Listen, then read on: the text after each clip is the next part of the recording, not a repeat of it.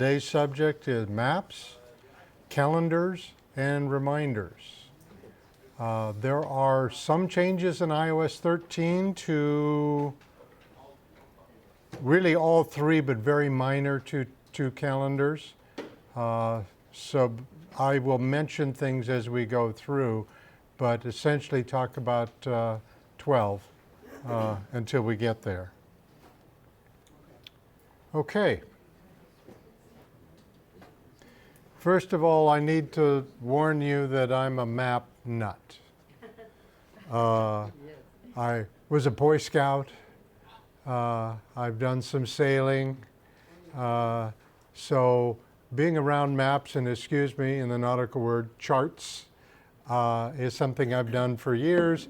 And to some people's view, a bit obsessively.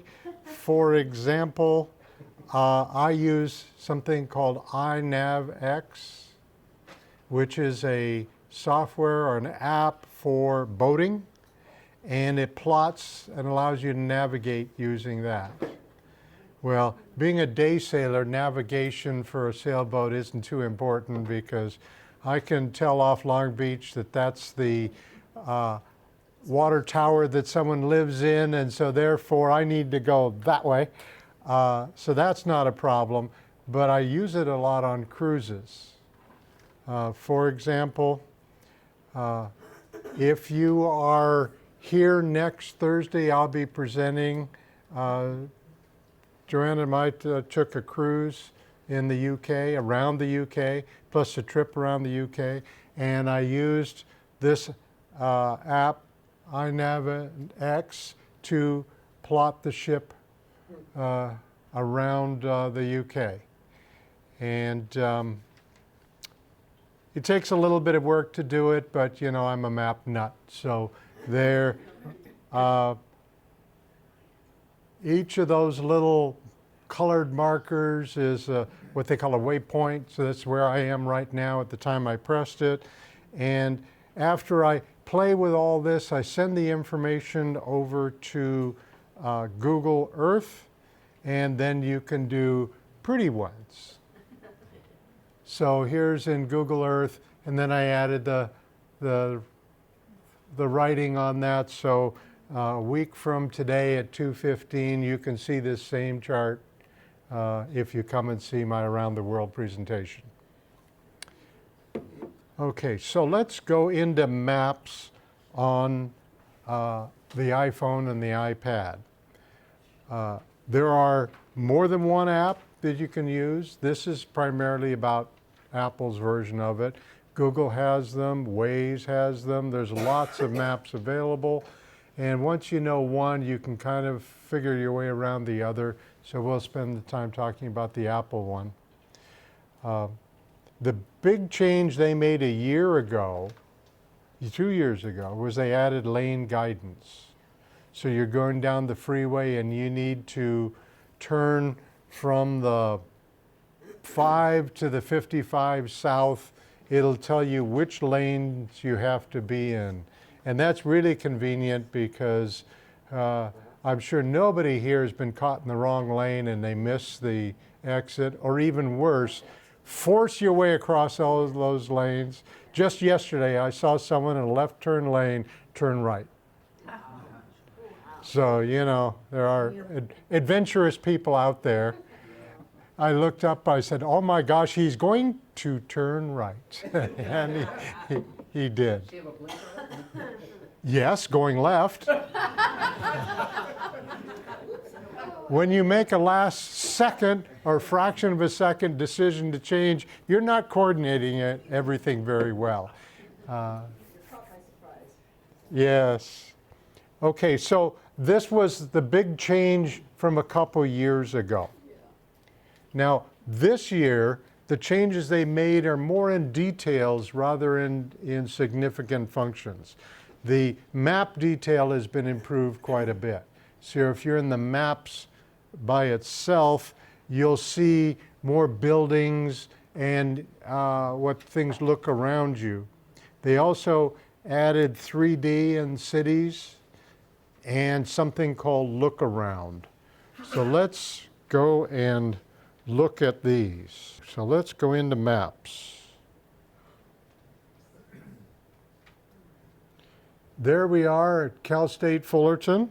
Let's go in close and find out how close they are. And the answer is not very close. Hopefully it will improve. Because there we go, there we go. Once in maps, they use Wi-Fi, they use cellular phone connections to try and hone you in on where you are. And when you first turn it on, it may take a while for all of these to tell exactly where we are. So let's take a look in close. And I can't see it very well, but it has us at least in the right building. Actually, just outside the building. They think I'm right out there. Okay, so if we take a look in some detail, you can see the outline of the buildings of the Ruby Gerontology section. Sorry for the contrast, doesn't look very good. If we go into 3D mode, and for that we need to be in the satellite view, not map view.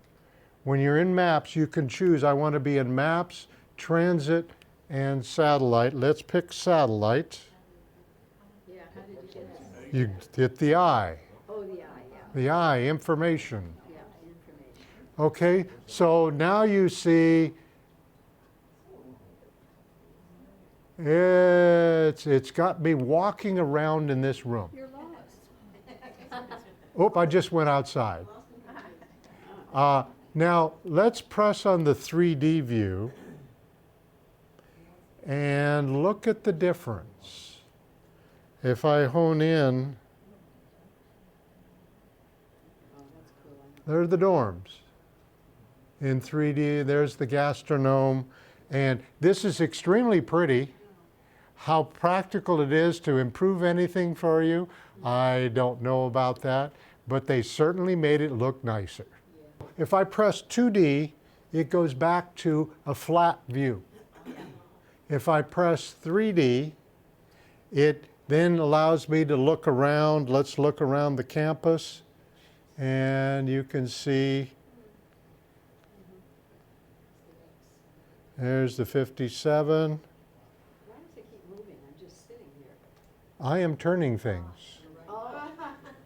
Oh. For those of us who went to Cal State Fullerton in the 70s, hey, very good.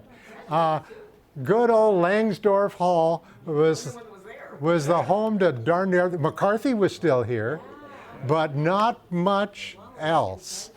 And so now poor old Langsdorff Hall, which was the big building on campus, now is a small little side park. Anyone here know Vancouver, Canada? You know Vancouver? Been on English Bay? There used to be a hotel there, still is there, called the Sylvia Hotel. My grandmother lived there in the 60s, 70s, 80s. Dine in the Sky in the Sylvia Hotel was above the roof that had 5 floors. Then they built the 30-story condos, and they had to take the sign down because it was now just a little thing compared to everything else. So that's what's changed everywhere. Okay, so that is the 3D view. And you can still see, there we are back at the Ruby Gerontology Center. Yes? Do all map programs like Waze and Google and this use the same satellite? No. The same satellites? Probably. But it depends on the sensitivity. It needs a minimum of 3 satellites. Minimum of 3 to figure out where you are, because they triangulate you. So if there's just 2 of them, they know that you're halfway between them, but they don't know where off to the side. You add a 3rd one, and now they can tell fairly accurately, but the more satellites you get, the more you have precise location. So there could be 6 or 7 satellites hooked up and connected at any given time. It just depends on what the power of your receiver, the power of the satellites, where the satellites are. Remember, most of the satellites are 22,000 miles away because they're in a stationary orbit, and that's how far they have to be. So that signal is coming a long ways away. But with 3 it will work with less accuracy. The more satellites it gets, the more accurate it is. Europe would have different satellites and Asia would have different satellites? Yes and no. The question is, do they have different satellites? The Russians have a completely separate system with their own satellites. Europe is starting to put up some of their own satellites. In Europe, they use some of ours as well as theirs. The Russians, they use theirs. So it depends. But there are, I don't know how many satellites around the world now, but a whole bunch. Now, they also have something called Look Around. Google, for a long time, has had something called Street View. This is Apple's 5-year later version of it. Let's go into Maps on this. Not there. Maps, Maps, Maps. Look Around does not work in Orange County yet. Oh, patience. What's the saying? Patience is a virtue. It's just one I don't possess. So let's look at, we'll look at the Golden Gate Bridge. LA is in it, San Francisco's in it. There are 2 indications that Look Around is working. One is they've got a little badge over the bridge, and the other is there's a little pair of binoculars. If I press on the binoculars, then there's Look Around. And as I move along, I'm driving, and you can turn it and watch the traffic follow you. Oh, we're going into traffic. How scary. I'll go to somebody's house.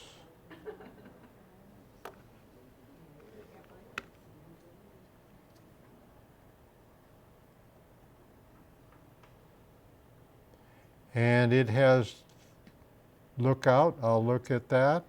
And he lives in a garage conversion. This is the garage being converted now, or then. So that's the house. All of the insulation around his garage is there, but he hasn't moved in yet. So is it live? No, it's not, because he's been there for 6 months. Okay, so that's Look Around. Let's go back. I can look up and down the street.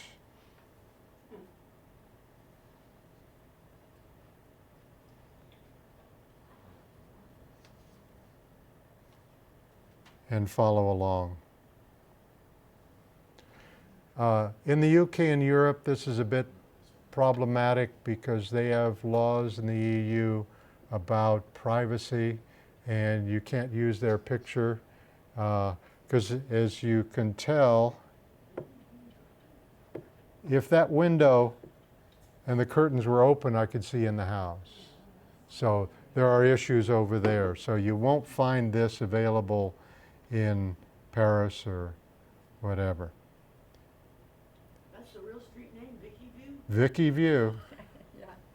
That's the real street name. And it's in the Calabasas area, which they've had a bit of smoke there recently. Now, speed limits are displayed starting a couple years ago. So as you're going down a freeway, it'll tell you it's 65. Or you can at a glance on a side street find out that you're doing 48 and the speed limit is 35.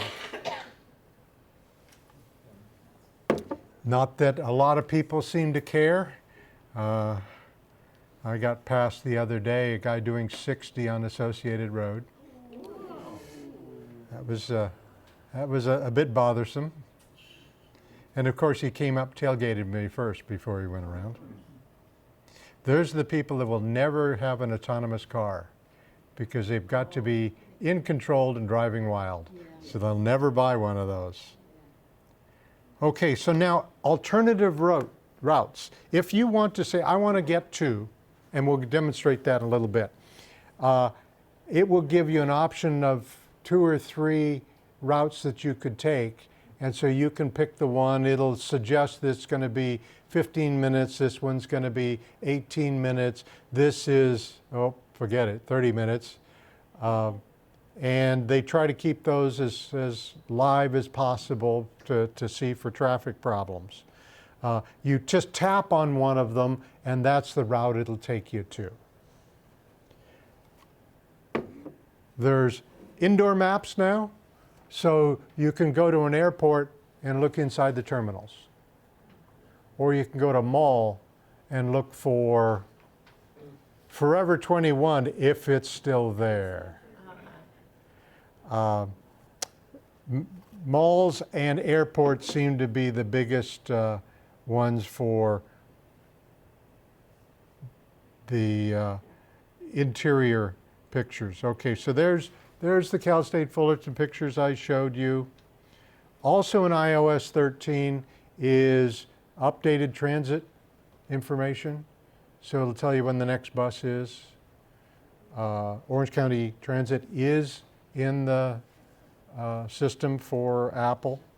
They have to add it one by one. If you go to Europe, they're all there because they all coordinate with each other. Here, Orange County wouldn't talk to LA County for anything in the world, so the systems are separate. So when Apple or Google adds transit, they have to go to each authority to get the information from that transit authority. Also, if you're tracking flights, it'll give you updated flight information from the airports. And Siri has made what I think is a wonderful change. Instead of saying, turn right in 900 feet, it will say, turn right at the next traffic light. And that is a wonderful change. Because do you know that what 400 feet is? No. Or how about 1.3 miles? So it's more accurate. And I've tested some of it. Yes, it does indeed work. And they haven't, not for me, haven't got a light wrong yet.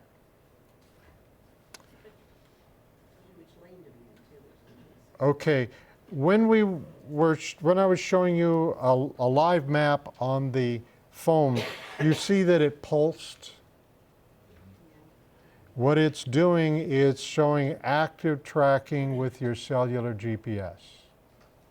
If you have an iPad without cellular, it will still run a map, but it's depending on Wi-Fi's. So it'll pick up Wi-Fi's as you go along, and you will jump forward amazingly. Or sometimes even back up because those Wi-Fi's are not that accurate. Yes, Spectrum knows exactly where my house is, and yes, Spectrum reports from their modem in my house where I am. And there's not much you can do about that. Okay, if you do not have the cellular, you'll see a static blue or gray circle. So when we were going back to maps, let's go to me, and this has cellular, and so you're getting the pulsing. If I turned off cellular, it would go still. So that is a matter of accuracy, and it's kind of convenient to know how, because if you're lost and it's not accurate, oh goodness, things get exciting. Also, a couple years ago, they added carpool, but however, those don't work well at all. And the reason is the GPS is not accurate enough to know you're in a carpool lane. And so you'll be heading down the carpool lane on the 5 and you want to go on the 55 south, so it'll tell you to get in the right 2 lanes to get on the 55, even though you know that you have to go left to get on the carpool. So it may know this because when you're on that arching part, it knows you're in the carpool lane, but then you get onto the 55, it loses you in the traffic, and if you want to get on the 405, it'll tell you to get over to the right, and you know that you can stay to the left. So that part needs to be worked out. Within a year, GPS is supposed to increase their accuracy quite a bit. And then, knock on wood, carpool laning will work on this. But right now it's an accuracy problem. Yes, Dave? I'm looking at my map and comparing to yours. One thing I have in mind is my parked car shows up as well as the blue dot. How come I don't see your car up there? Because I'm not connected to my car on my iPad. There's my car. So how do you make that happen? When you are connected to your car on Bluetooth and you walk away, the Bluetooth stops working.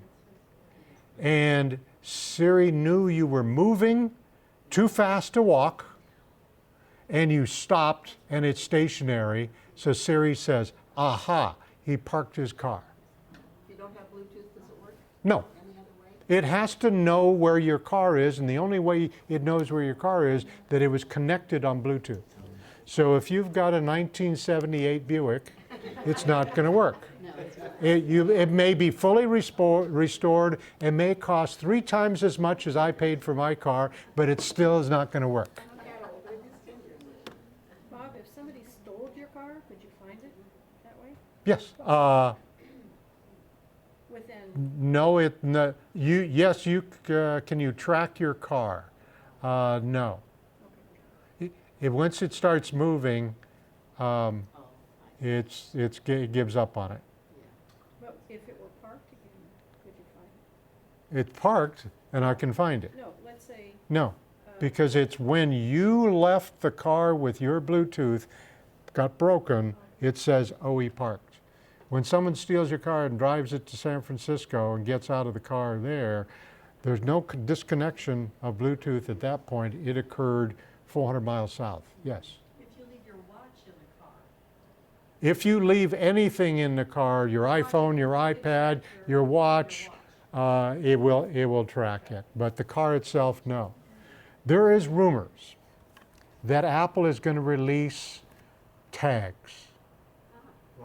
Tags.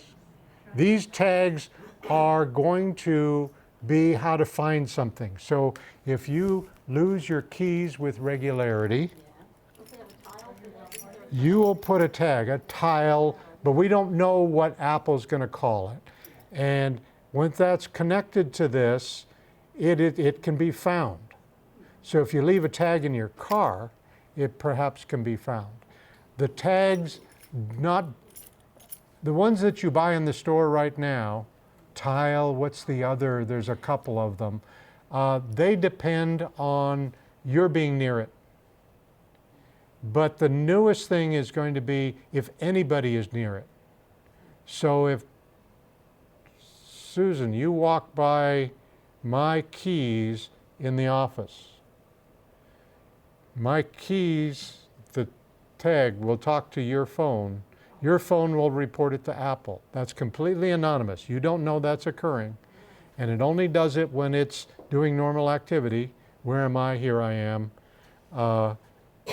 And then when I try and find my keys, it says, oh, they're in the office.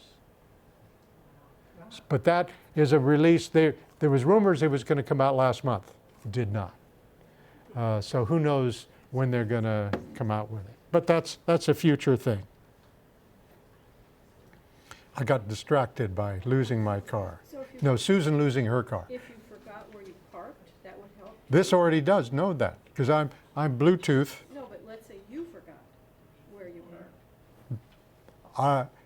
If I handed you my phone and said, go to my car, you could, because you have it.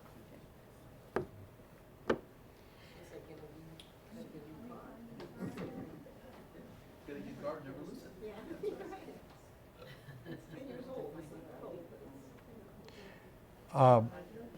Cars, engineers for car companies revolve around fixing their cars for their model year, and after that,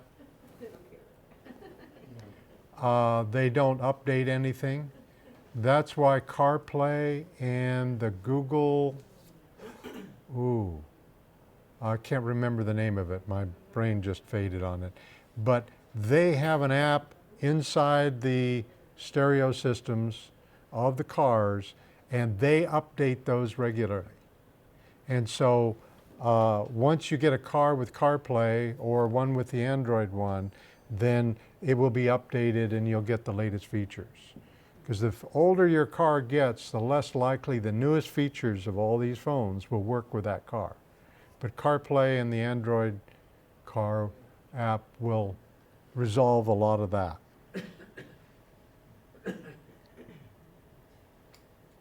Okay, searching on maps. The search section is at the bottom, and I'll demonstrate that in just a second. Oh, that's not working.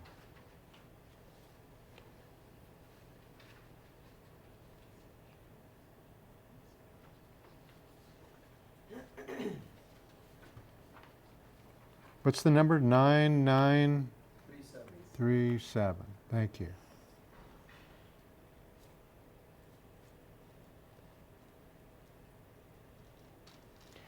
The search field is down below, used to be up above, and you select it. You can get some categories. You can type streets.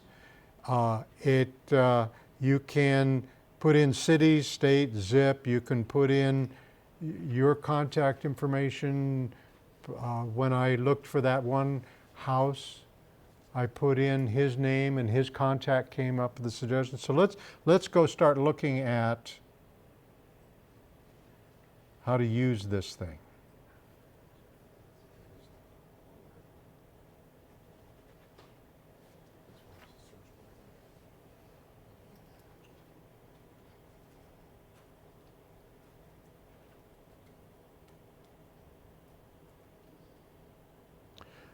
Okay, so there I am, there we are, and I want to go find something. I'll first scroll and you can see what's down in the searching section. There is one, first, Siri has suggested I might want to find my car. And it tells me it's 310 feet away. I wonder how accurate that is. Someone want to go march it off for me? No? The next section is favorites, which you can put in things that you want to look at frequently. Another section is collections. We'll talk about those. Below that is recently viewed items. Okay, now when I go in to try a search, I just tapped on the search bar, and now this changes and it shows recent searches and then makes suggestions. So I want to find, we're on the campus here, so fast foods, and it tells me there's 4 over here, 2 over here, 3 over here, a McDonald's over here, and I can press on any of those. Okay, so that's one way to find. So if you've got categories, you can go in and look. So let's tap on that again, and we want to look for grocery stores, and up come suggested grocery stores. So one way of finding things is look for their categories. Putting in something, I can say, all right, I want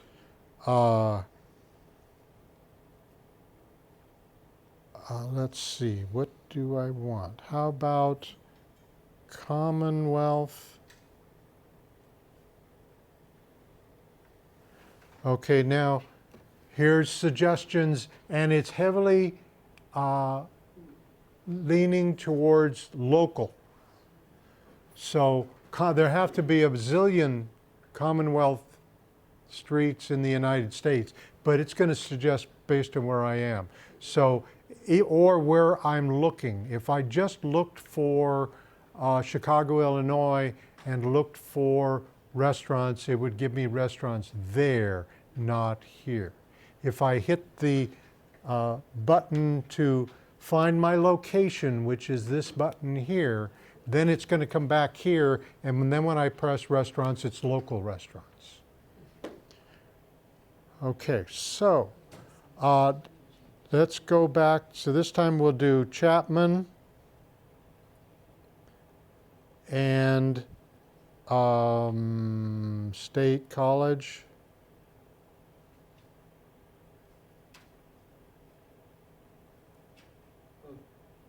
And we'll see what kind of luck we have. There it is. So it's Chapman and State College. So you can search on streets or intersections. You can do it by a known neighborhood. But that known neighborhood better be for a fairly large city, because little local neighborhoods and a little small town are not known by Apple. Let's look up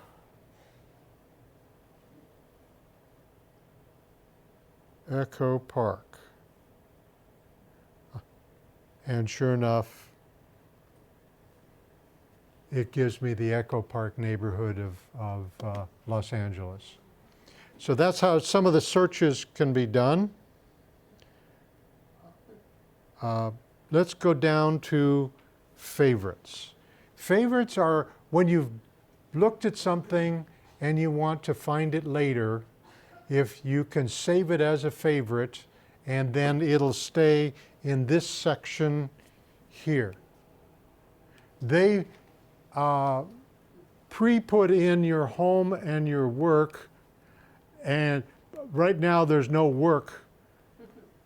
I should put Ollie, because in fact I do, but they're not paying me, so I'm not considering it work. But if you, in your contact list, you put yourself in there and you put your home address and your work address, this will remember it. And so if you're way off in Echo Park and you want to get home, you can just go and do this. For that matter, you can ask Siri, how do I get home? And I do that all the time, not because I don't know where I live, but I don't know the exact streets I need to take on that first portion of getting home.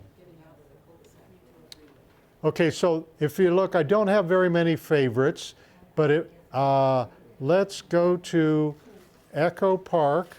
Starting route to California State University, Fullerton. And Head north on Gymnasium Campus Drive. can you stop that, please? And I'm going to add to, that's a collection. Add to favorites. And done. And now Echo Park is in part of my favorites. So these are your personal favorite places, and if you go to someplace regularly and you want to have your car track you, you can put it in favorites. Stonehenge is a regular place you go? What? Stonehenge is a regular place you go? No, but it's a favorite. Come a week from today at 2:15 and I'll be talking about Stonehenge. Speaking of which, you would bring it up, Stan, so that its next section is your fault. Instead of favorites, let's look at collections. Collections are a group of locations that you're putting into one bucket, which is a collection. And once you put it in there, you can share that collection with a bunch of people. Favorites are yours. You can share a location, but you can't share all your favorites.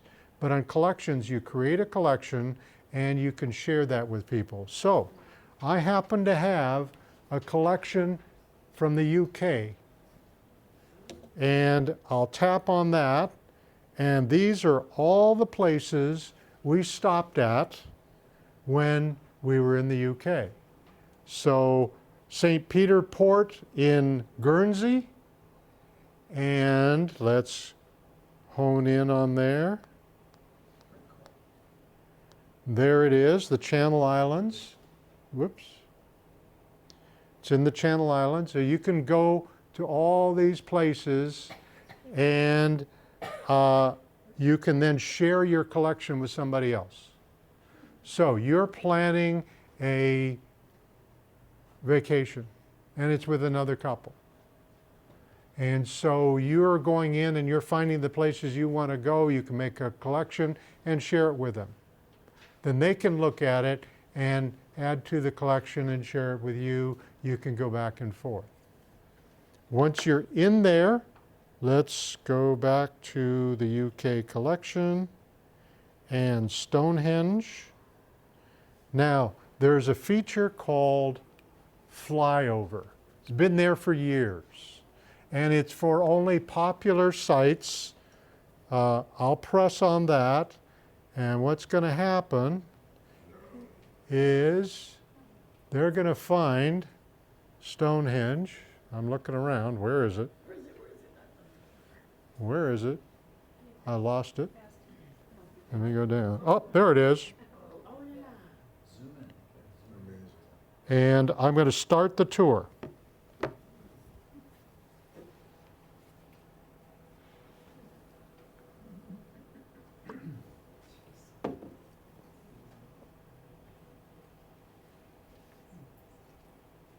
Impatient people don't like flyover.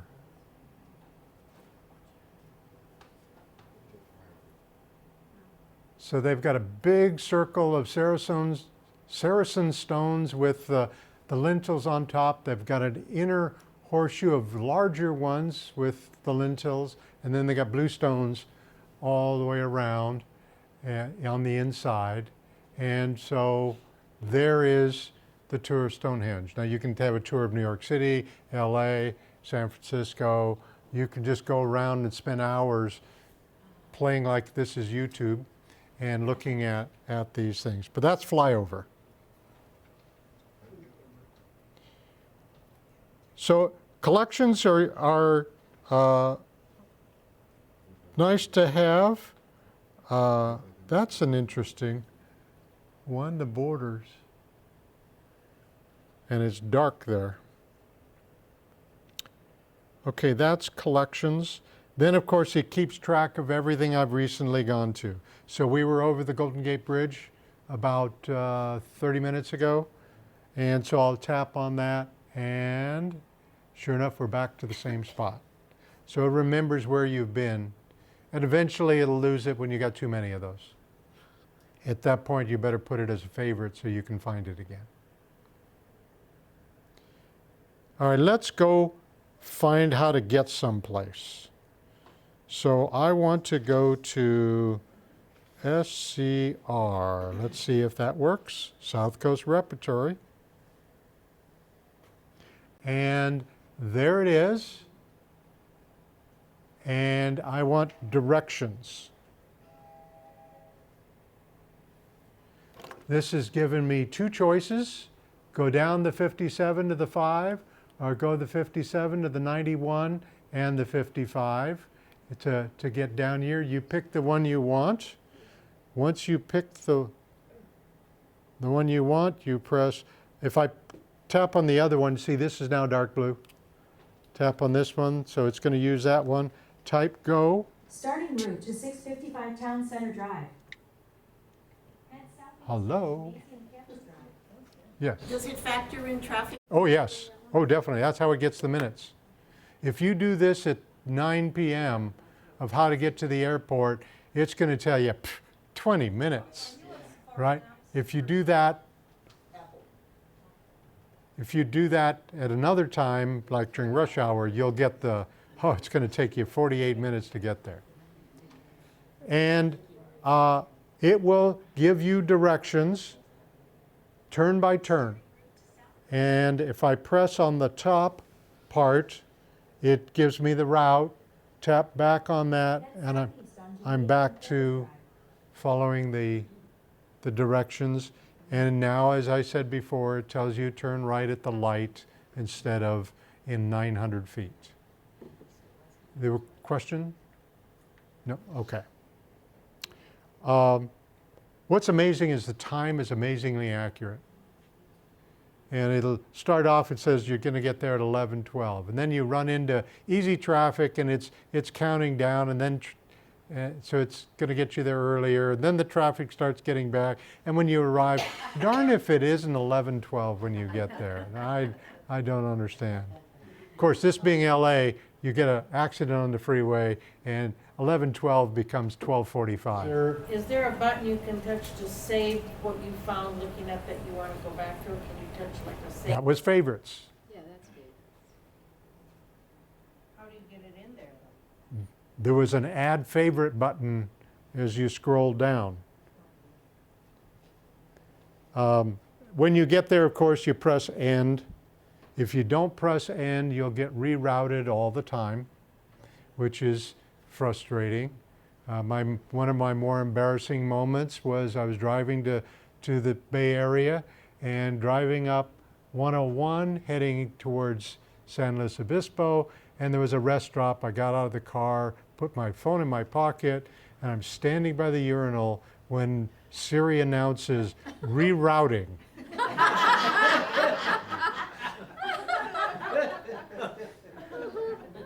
That's humbling. Yeah, hope you didn't move. Okay, so that was the end. Now, speaking of traffic, I'm going to hone in. The red spots are slow traffic. Orange areas are slow but not stopped. Green is okay, or blue. If it's on your route, it'll show blue. And so if I do SCR,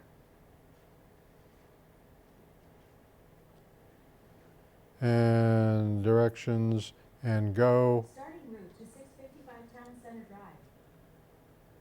Head southeast on Gymnasium Campus Drive. Are you calling that voice? Am I what? Is that voice? That's Siri talking. So there's the yellow. Amazingly right at Cal State Fullerton. Who would have thought? So that is your maps. Now, Google has their own maps, which are in many ways better, in some ways worse. There's Waze. Waze's claim to fame is they are monitoring all the people using Waze so that they know more accurately when there's traffic issues. The negative part about Waze is they love to reroute you off the freeways through neighborhoods. And I have an ethical problem with that, and I refuse to use Waze because I do not like them putting traffic through local neighborhoods.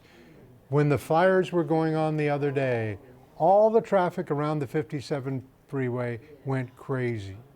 It came to a halt. And when I turned to come down Associated Road from Brea, everyone in the right-hand lane was stopped, all the way from Associated to Birch. And they were all following Waze to get onto the freeway.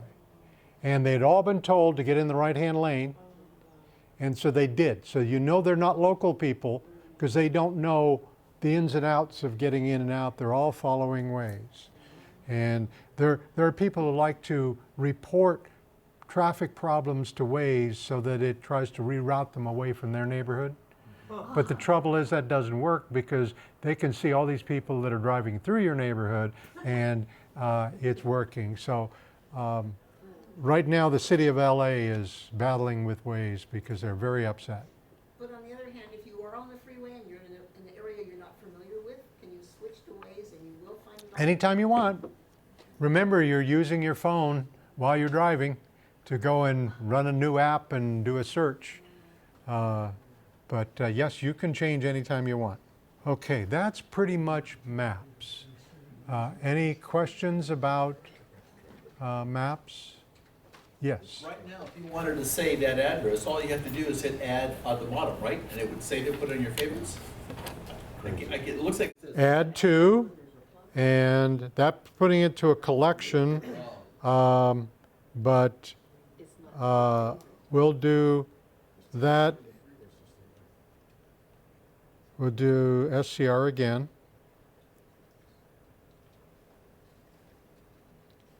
Now, I haven't asked for directions yet, and there's an add to favorites. Once I'm in directions, it's not there, and you shouldn't be punching buttons when you're driving anyway. Do yourself a favor, do this when you get in your car in your garage, not when you're halfway down your street. So now I'll add that to favorites. It changed to remove from favorites, and if I look at favorites, I don't see it. That's interesting. It's SCR. Scroll down even more.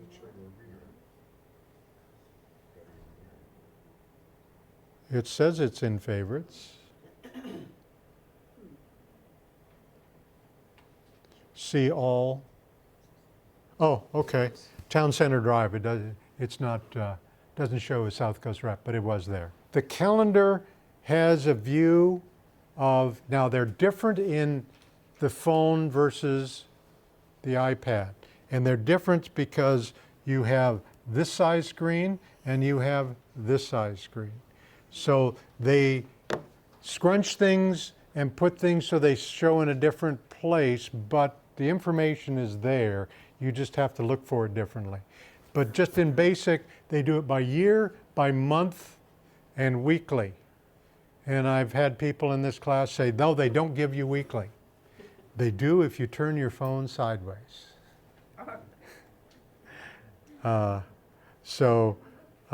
You can look all you want. It's not going to show up until you turn your phone sideways. A daily view, and then there's a list, which is the kind of default on the iPhone. Okay, so this is a monthly view. I can look at it by day. I can look at it by week and by year. If you need to go to February of 2018, the fastest way is go to Year View and then, whoops, go to Year View and scroll up. Which month did I say? February of 2018. And now I'm in that. So just a quick way to jump around. Let's go back to today, and they highlight in red today's date so you can find it. doesn't Apple delete all your, like, I've gone back like a year or two like you did, and then. No, you asked it not to show it to you. We'll get there. Oh, okay. They do not unless you tell it to. But we'll hang on to that question and we'll get to it. Okay, so these are the various views. If I switch over to the iPhone, go to calendar, the default is a list view. And that's anything that's on your calendar starting today for a period of time till they run out of room, although you can keep going. So it's forever.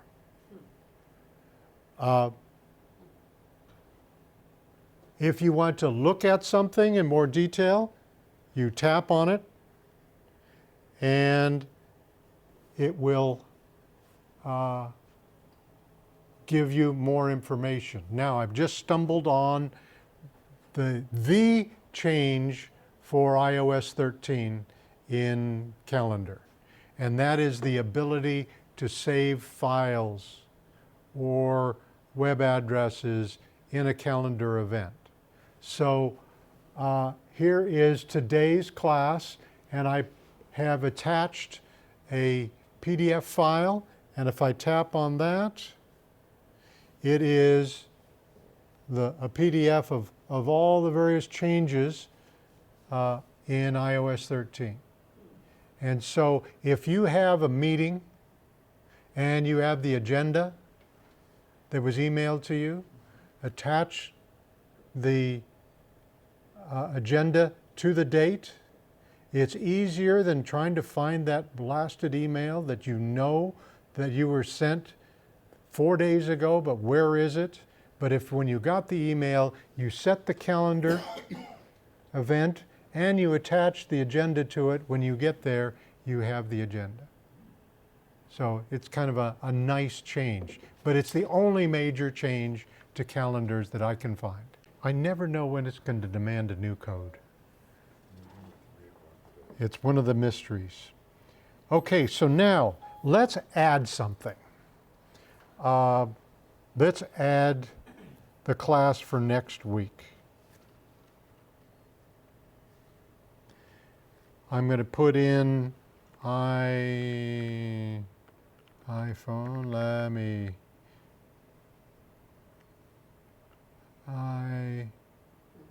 I don't want to be in caps. One of the things I don't like about the keyboard is it's sometimes hard to get the correct capitalization. If you don't want to capitalize the first letter of a word or sentence, it sometimes is a battle between you and the phone. Okay, iPhone. And now you notice that it suggests underneath it a couple other items. So if I tap on that, it pre-fills out some information.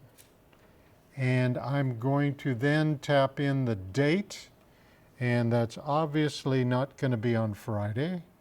It's going to be on Tuesday, Thursday, the 14th, at 10 a.m. And We don't have school then, do we? there is the add attachment. So I could add the same one. There it is. And so it's added that file. And now I can tell it I want to repeat things every week. So let's repeat every week. And the end repeat would be December, I don't know, I'm just going to put December 6th. And go back there and say OK, and save for all. Okay, it's going to add the file for all of those. Now I have a little bit of a problem, don't I? And that's it added it on Thanksgiving Day, which I'm not going to be here. So I'll go tap on that and see there's a delete event. Delete this event or all future. So I'm going to delete that event only. And nothing is happening. There we go. and you see that it's left the 5th down here, and it's gone here and left all the others. Now, let's go answer your question. I'm going to go into Settings, and I'm going to go into Calendar. You knew I couldn't go a class without going to Settings. It's not possible.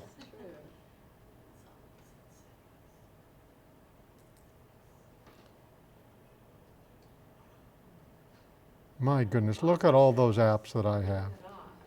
Far too many. Calendar. Oh, there it is. It says Sync. There you go, Dave. Right there. That's how one can control it. That's how you control it. Okay. So what it's trying not to do is put everything on your phone if it's old.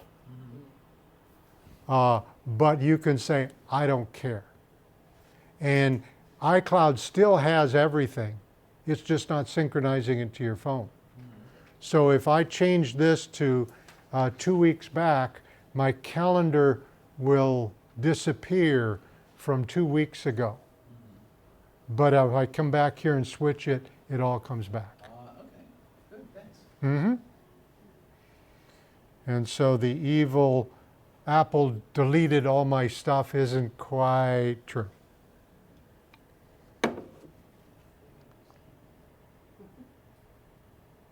They did make it hard to find, though, didn't they? I've lost it. There we go.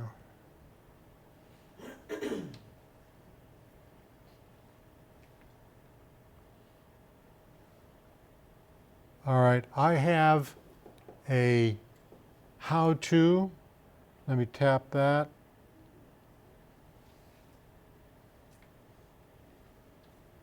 And here's some more details about manually creating calendars and how to change things and whatever. So that link is available to you, although you'll have to type it from the sheets. Now, more than one calendar. As far as I know, you can have as many calendars as you want. You can create a separate calendar, and you can also add in calendars for other application. For example, if you have a Cal State Fullerton Gmail account, Bob Newcomb at csu.fullerton.edu, and you've told Fullerton you want to manage a calendar, you can do that, and then on your phone you tell it you want that calendar. And how you do that is go to Settings, and not calendars, but passwords and accounts, and there is Bob Newcomb at csu.fullerton.edu, and I told it I want the calendar. If you don't want the calendar, turn it off. If you want the calendar, turn it on. So you can have a Google Calendar that you're using in the Apple Calendar app, and it will update perfectly as long as you have told your settings that you want to use that calendar. In addition to using the general calendars from each provider of your email, you can also create calendars for different purposes. So I'm going to press Calendars at the bottom. And these are all the calendars that I've either had or currently use, and I can add a new one. Let's say I want a calendar for church. And I want to put all the church stuff in that, and then have nothing else in it, just church stuff. So I can create the calendar here, and then when I create the event, I can use that calendar to create it. Let's add a calendar, and we'll call it a play. And I choose which account I want it in, and I choose the color I want it to be, and then done. So now, when I look, there is play. So let's go back into calendar once I find it. Calendar. I seem to be typing D instead of C. And now I'm going to create, let's say,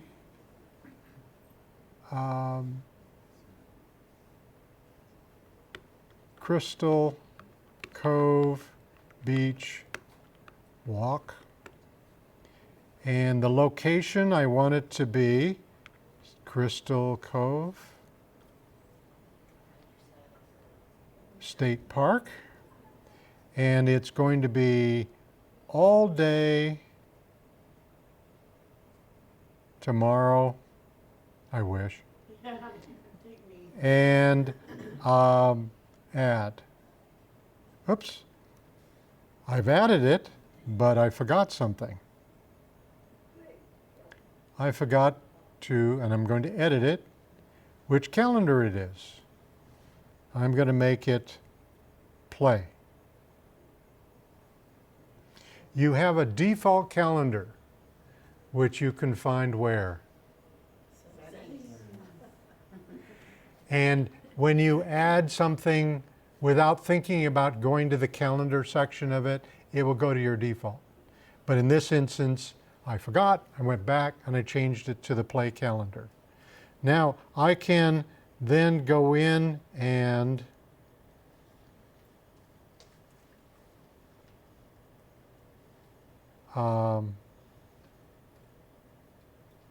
show calendars, show all, hide all, and then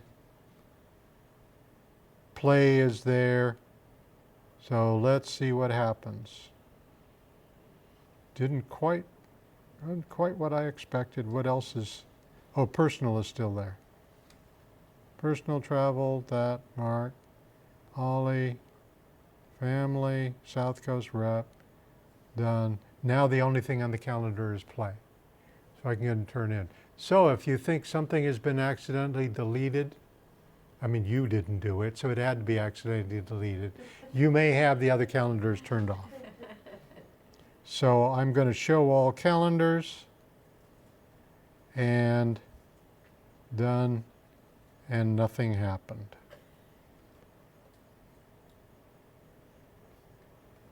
Personal, show all calendars. Okay, show all calendars, and now it all comes back. So you can manage your calendars by hiding and putting things in. You can share a calendar.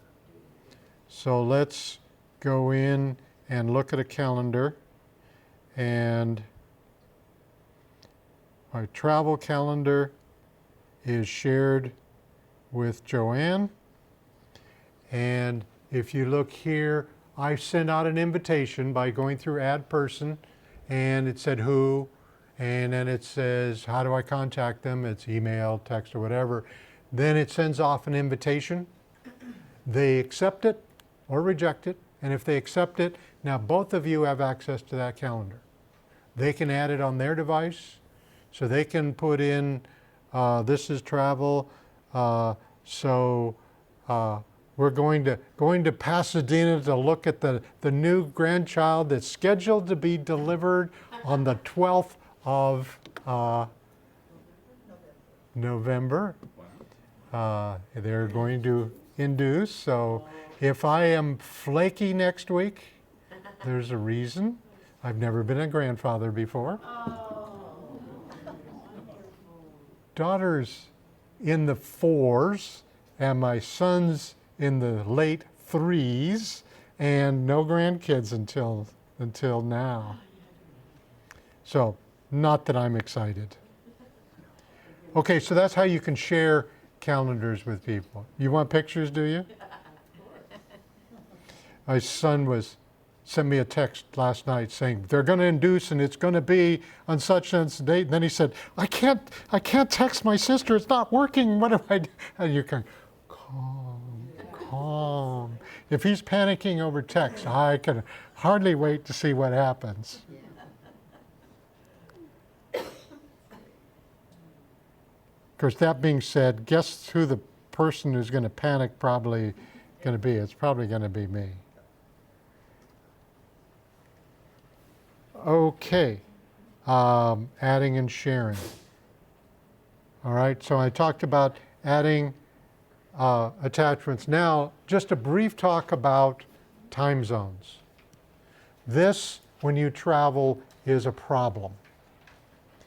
Because if you put in a event, all right, I'm going to meet some friends at Gatwick Airport at 3 p.m. England time. What's the time zone in the UK? UK time zone? I don't know what it is called. Greenwich Mean Time. Then you look at your calendar and it doesn't say 3 p.m., it says 11 p.m. Because you put in the calendar of Greenwich Mean Time, but Apple knows you're not there, you're here, so they show you the local time. So be careful. You can go into your settings and say, don't do that. But that can be equally confusing because now it says you're going to meet at 3 o'clock and you're here, or even worse, you say, let's make a phone call at 3 o'clock, and you call them and it's 11 p.m. and they're not a happy camper. Okay, so be very careful about time zones and what your settings are and what you know. When you set a calendar event for a different time zone, look immediately as to what your watch or your phone or your iPad says it is and plan accordingly. Yes? I had a friend flying to the Philippines and he thought he was flying the next day, and all of a sudden he got an update and he had to fly that evening, so he had like 6 hours to get ready when he thought he had like 13. So Yep. It's a real world problem. Be careful of how you enter that stuff in. Of course, time zones have, since the railroad started them, we started having issues with time zones. Okay, now let's go into reminders. We've got half hour. Reminders has changed the most of all these apps. And all the changes do not appear yet, depending on your current situation with your stuff. I have an iPad, an iPhone, a watch, and they're all on iOS 13, latest version. However, in that backpack is an iPhone 10, it's on 12. Okay, yes, you have one on 9. And I have a MacBook in there on Mac OS Catalina. However, I've got a big computer that's still on Mojave, the previous one, because it's got a bunch of old software, and I'm talking to you, Adobe, that I have to delete or update to get it to the latest version before I can run and update to Catalina. And Adobe knew this was coming, and they decided to increase their bank account because they never released the latest version of the software to run on, they call 64-bit software, until they went to their subscription model. So they get an annual donation from you to them. Those of us who didn't like that and stayed on the old one, it didn't seem to hurt until Catalina came out. They no longer support 32-bit software, and they've been telling people for 3-4 years this was going to happen. And so now my Adobe software will not work if I make an upgrade. So it hasn't been upgraded.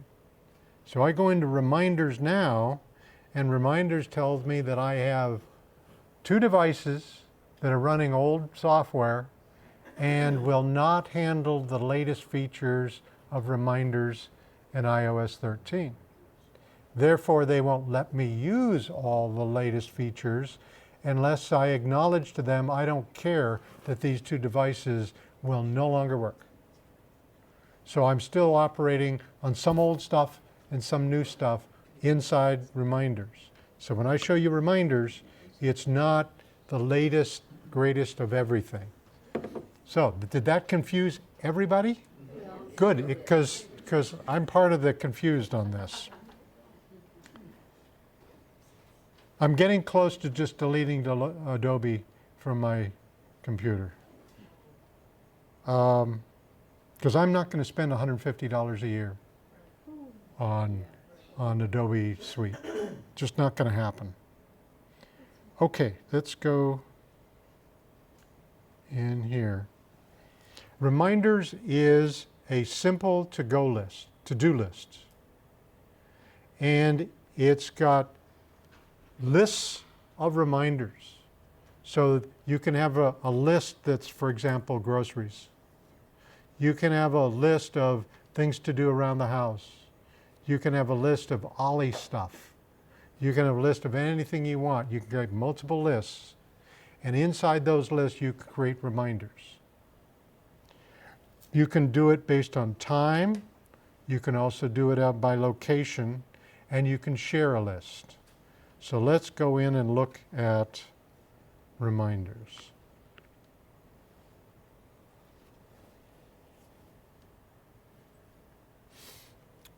Okay. In the kitchen, I go in and grab a bowl of Cheerios. Yes, there are people, adults, that eat Cheerios. And it's nearly empty. Good, welcome to the crowd. I immediately tell Siri, add Cheerios to my groceries list. Okay, added. There it is. Okay, so now Cheerios is on my groceries list. And let's say we're so low on Cheerios, I've got to go shopping with this little shopping list. As I walk around with the phone in the grocery store and I pick up the Cheerios, I simply touch on it, it's completed. And now I can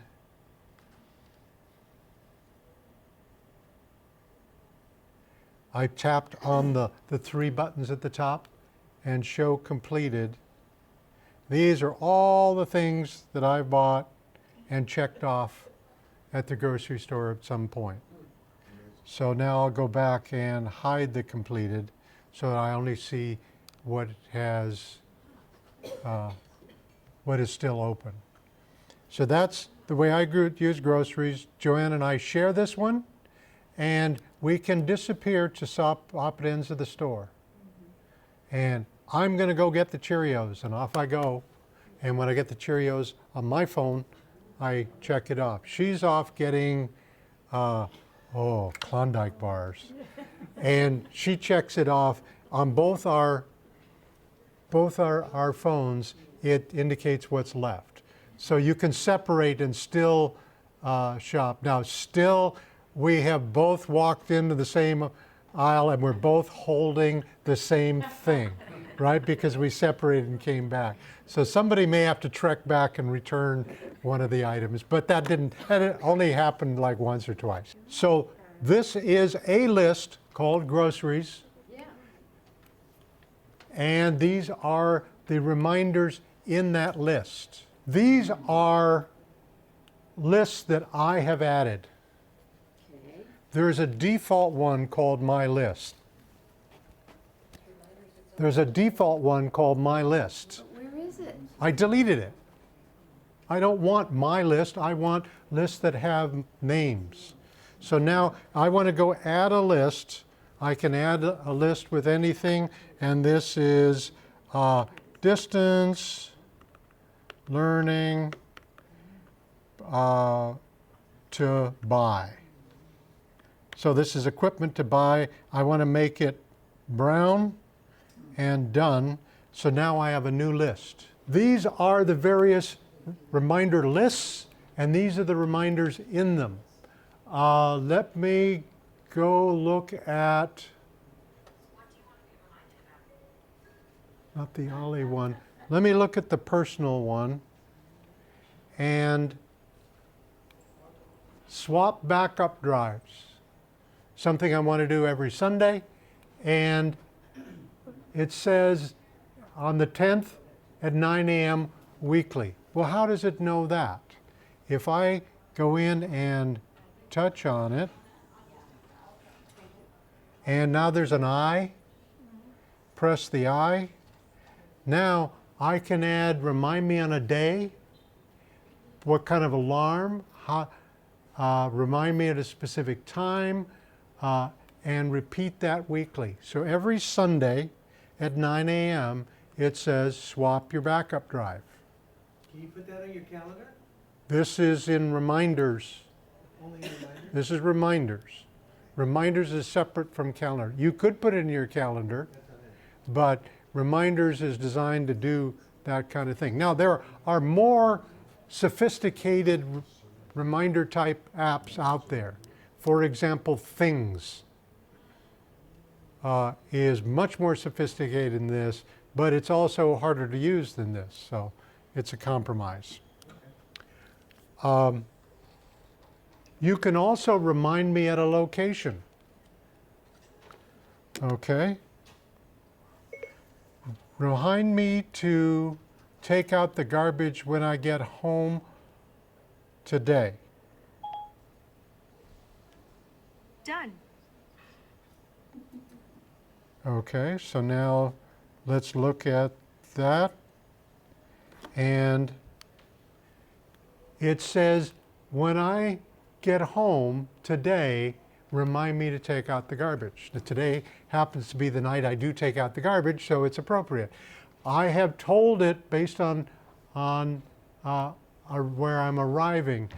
I can say when I leave. I can specify a little bit on that, but not a whole lot.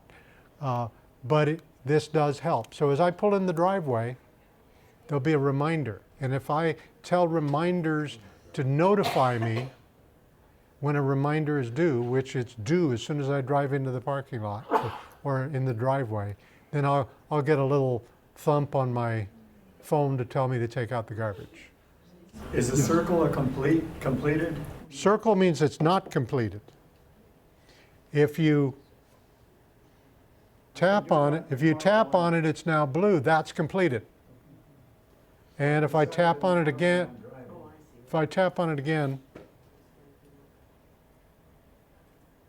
now it's not complete. Well, I can set it through Siri on the phone while I'm driving. Yes. You'll just say, hey Shirley, remind me to take out the garbage when I get home. Or you're driving home and you realize you didn't take some of your medications this morning. Who's never done that? Never. Let's be honest, you forget your medications. If you don't, I'm the only one in the world. But you can, while you're in the car, remind me when I get home to take lisinopril. And they'll do it. So it's not overly sophisticated, but there are a lot of nice features in it, and it's kind of useful. My most commonly used one is undoubtedly the groceries, because I use that a lot. And I talked about sharing. Now, if we go in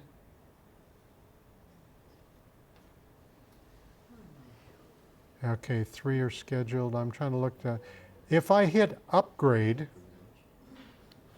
it's now going to tell me there are new things that I could be doing if I upgraded to the latest, greatest.